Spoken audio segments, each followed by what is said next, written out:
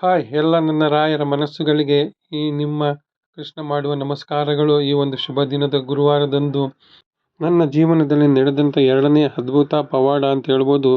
ಹೇಗಪ್ಪ ಅಂತ ಅಂದರೆ ನಿಜವಾಗ್ಲೂ ತುಂಬ ಖುಷಿ ಆಗುತ್ತೆ ಇದನ್ನು ನಿಮ್ಮೊಂದಿಗೆ ಹಂಚಿಕೊಳ್ಳಲು ಡಿಯರ್ ಫ್ರೆಂಡ್ಸ್.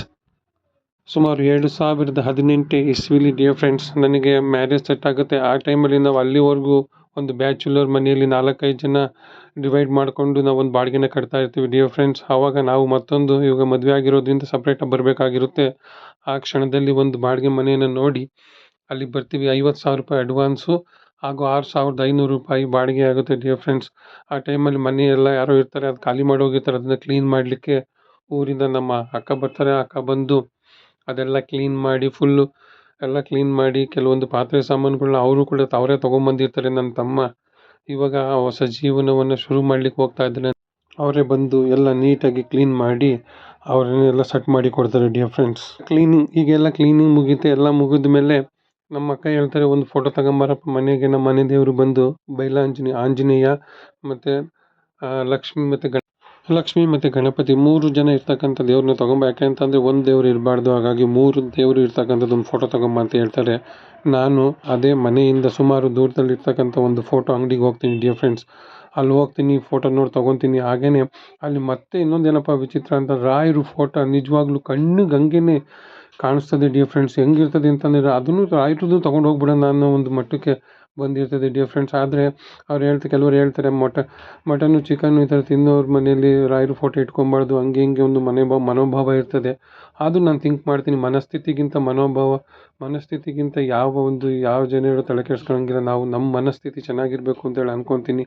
ಹಾಗೂ ಮತ್ತೊಂದು ನಾನು ಅಲ್ಲೇ ಒಂದು ಕೇಳ್ಕೊತೀನಿ ರಾಯರಲ್ಲಿ, ರಾಘವೇಂದ್ರ ಇವತ್ತು ನಾನು ನಿನ್ನ ತೊಗೊಂಡೋಗ್ಬೇಕು ಅಂತ ಅನ್ನಿಸ್ತಾ ಇದೆ. ಬಟ್ ಆದ್ರೂ ಪ್ರಭು, ನಾನು ನಿನ್ನಲ್ಲಿ ಒಂದು ಅರ್ಕೆ ಏನಪ್ಪ ಅಂತಂದರೆ, ಇವತ್ತು ನಾನು ಬಾಡಿಗೆ ಮನೆಗೆ ಹೋಗ್ತಿದ್ದೀನಿ. ನನ್ನನ್ನು ಯಾವತ್ತು ನೀನು ಲೀಸ್ ಮನೆಗೆ ಕರ್ಕೊಂಡೋಗ್ಬಿಡ್ತೀಯ, ಆ ಒಂದು ದಿನ ನಾನು ನಿನ್ನ ಫೋಟೋನ ಕರ್ಕೊಂಡು ಮೊದಲನೇ ಸತಿ ಹಾಲುಗಿಸ್ತೀವಲ್ಲ ಆವತ್ತೇ ನಿನ್ನನ್ನು ಕರ್ಕೊಂಡೋಗಿ ನಮ್ಮ ಮನೇಲಿ ಪ್ರತಿಷ್ಠಾಪನೆ ಮಾಡ್ತೀವಪ್ಪ ಅಂತೇಳಿ ರಾಯರನ್ನು ಅಲ್ಲೇ ಕೇಳಿಕೊಂಡು ಅಲ್ಲಿಂದ ನಾನು ಮನೆಗೆ ಬರ್ತೀವಿ ಡಿಯರ್ ಫ್ರೆಂಡ್ಸ್. ಮನೆಗೆ ಬಂದಮೇಲೆ ಇಲ್ಲಿ ಹಾಲೆಲ್ಲ ಉಗಿಸಿ ನಮ್ಮ ಅಕ್ಕ ಎಲ್ಲ ರೆಡಿ ಮಾಡ್ತಾರೆ ಸರಿ ಅಂತ.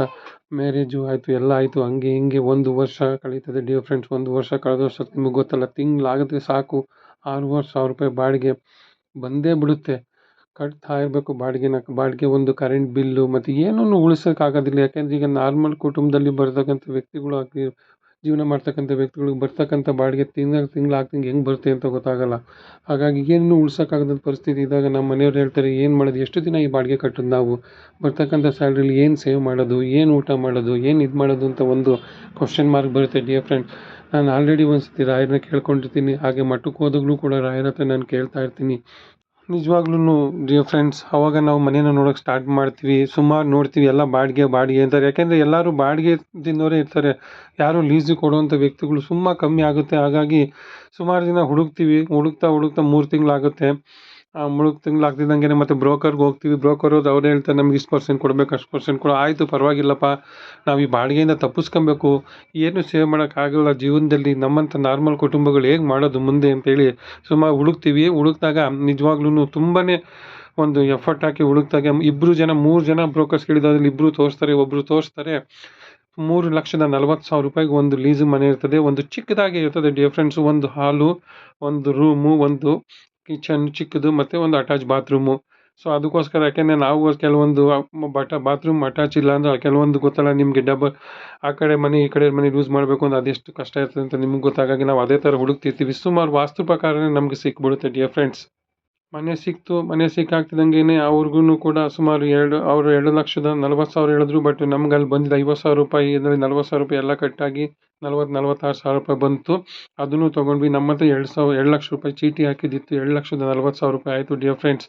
2,40,000 ರೂಪಾಯಿ ಆಗ್ತಿದ್ದಂಗೆ 2,40,000 ಏನೋ ಆಯಿತು. ಇನ್ನೂ 1 ಲಕ್ಷ ಬೇಕಾಗಿ ಬಂತು. ಯಾಕೆಂದರೆ 3,40,000 ರೂಪಾಯಿಗೆ ಅದು ಕೊಡ್ತಾ ಇದ್ದಿದ್ದು ಮನೆ. ಅವಾಗ ಏನಪ್ಪ ಮಾಡೋದು ಅಂತ ಯೋಚನೆ ಮಾಡ್ತಾ ಕುಂತಿದ್ದಾಗ ನಿಜವಾಗ್ಲೂ ತುಂಬಾ ನನ್ನ ಗೆಳೆಯ ಒಬ್ಬ ಕಾಲ್ ಮಾಡ್ತಾನೆ, ಈ ಥರ ಆಗಿದೆ ಅಂತ.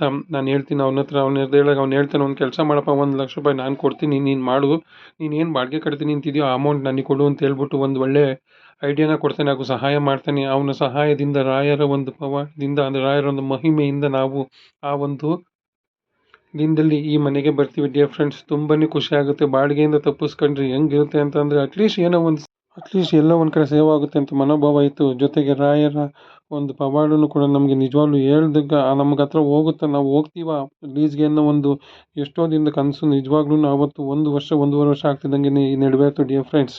ಅವತ್ತೇ ಡಿಯರ್ ಫ್ರೆಂಡ್ಸ್ ಹೋಗಿ ರಾಯರ ಫೋಟೋನ ತೊಗೊಂಬಂದು ನಮ್ಮ ಮನೇಲಿ ನೋಡಿ ಡಿಯರ್ ಫ್ರೆಂಡ್ಸ್, ನೀವು ನೋಡಿದ್ರಲ್ಲ ಅಲ್ಲಿ ಪ್ರತಿಷ್ಠಾಪನೆ ಮಾಡಿದ್ದೀನಿ ಡಿಯರ್ ಫ್ರೆಂಡ್ಸ್. ಇವತ್ತಿಗೂ ಅಷ್ಟೇ ರಾಯರು ನಮಗೆ ಯಾವುದೇ ಒಂದು ಕಷ್ಟ ಕಾರ್ಪಣ್ಯಗಳು ಬರದಂತೆ ಸುಮಾರು 2018 ಅಂದರೆ ಇವತ್ತು 2026 ಆಗ್ತಿದೆ. ಸುಮಾರು 7-8 ವರ್ಷಗಳ ಕಾಲ ನಿಜವಾಗ್ಲೂ ನೀವು ನಂಬ್ತಿರೋ ಬಿಡ್ತಿರೋ ಫ್ರೆಂಡ್ಸ್, ಇವತ್ತಿವರೆಗೂ ₹1 ಬಾಡಿಗೆ ಕಟ್ಟಿಲ್ಲ ಡಿಯರ್ ಫ್ರೆಂಡ್ಸ್. ಇದಕ್ಕೆ ಕಾರಣ ನಿಜವಾಗ್ಲೂ ರಾಯರು. ಇವತ್ತು ನಾವು ಅಷ್ಟೇ ಪ್ರತಿಯೊಂದು ಗುರುವಾರನೂ ಕೂಡ ಪ್ರತಿ ದಿನವೂ ಕೂಡ ನಾವು ರಾಯರನ್ನೇ ನೆನೆಸ್ಕೊತಿದ್ದೀವಿ. ಯಾಕೆ ಅಂತಂದರೆ ಸರ್ವಾಂತರ್ಯಾಮಿಯಾದ ರಾಯರು ಎಲ್ಲರನ್ನೂ ಕೂಡ ಕಾಪಾಡ್ತಾರೆ. ಅವರು ಕಷ್ಟ ಕಾಲದಲ್ಲೂ ಕೂಡ ಅಷ್ಟೇ ಯಾರನ್ನೂ ಕೂಡ ಅವರು ಕೈ ಬಿಡೋದಿಲ್ಲ. ಆದರೆ ನಂಬಿಕೆ ಅನ್ನೋದು ಇರಬೇಕು. ನಂಬಿಕೆ ಅನ್ನೋದು ಅಗಾಧವಾಗಿದ್ದರೆ ಮಾತ್ರ ಯಾವತ್ತೂ ಕೂಡ ಅದು ಸತ್ಯವಾಗುತ್ತೆ ಡಿಯರ್ ಫ್ರೆಂಡ್ಸ್. ಹಾಗಾಗಿ ನನ್ನ ಜೀವನದಲ್ಲಿ ತುಂಬನೇ ರಾಯರ ನಂಬಿಕೆಯಿಂದ ನಾನು ಇವತ್ತುವರೆಗೂ ರಾಯರನ್ನು ನಾನು ಸೇವೆ ಮಾಡ್ತಾ ಇದ್ದೀನಿ. ರಾಯರನ್ನ ಪ್ರತಿಯೊಂದು ಕ್ಷಣದಲ್ಲೂ ನಾನು ನೆನೆಸ್ಕೊತಾ ಇದ್ದೀನಿ. ಹಾಗಾಗಿ ಯಾವಾಗಲೂ ನಾನು ಹೇಳೋದಿಷ್ಟೇ, ಎಲ್ಲರಿಗೂ ಹೇಳೋದಿಷ್ಟೇ ಡಿಯರ್ ಫ್ರೆಂಡ್ಸ್, ಖಂಡಿತವಾಗಿಯೂ ಕೂಡ ರಾಯರಿದ್ದಾರೆ, ರಾಯರಿದ್ದಾರೆ, ರಾಯರಿದ್ದಾರೆ. ಹಾಗಾಗಿ ಈ ಒಂದು ಸಂಚಿಕೆ ನಿಮಗೆ ತುಂಬ ಇಷ್ಟ ಆಗಿದೆ ಅಂತ ಅಂದ್ಕೊಳ್ತೀನಿ ಡಿಯರ್ ಫ್ರೆಂಡ್ಸ್.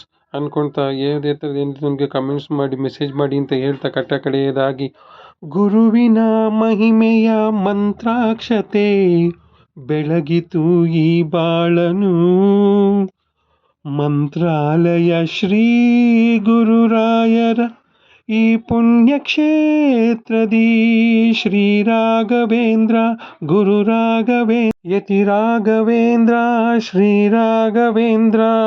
ಈ ಹಾಡನ್ನು ರಾಯರಿಗೆ ಸಮರ್ಪಣೆ ಮಾಡ್ತಾ ಕಡೆಯದಾಗಿ ಡಿಯರ್ ಫ್ರೆಂಡ್ಸ್, ಮುಂದಿನ ಸಂಚಿಕೆಯಲ್ಲಿ ಮತ್ತೊಂದು ವಿಭಿನ್ನವಾದಂತಹ ಪವಾಡವನ್ನು ತಗೊಂಡು ನಿಮ್ಮ ಮುಂದೆ ಬರ್ತೀನಿ ಡಿಯರ್ ಫ್ರೆಂಡ್ಸ್. ಅಲ್ಲಿಯವರೆಗೂ ರಾಯರು ನಿಮಗೆ ಸರ್ವವನ್ನು ಕೊಟ್ಟು ಕಾಪಾಡಲಿ. ಸರ್ವಜನೋ ಸುಖಿನೋ ಭವಂತು.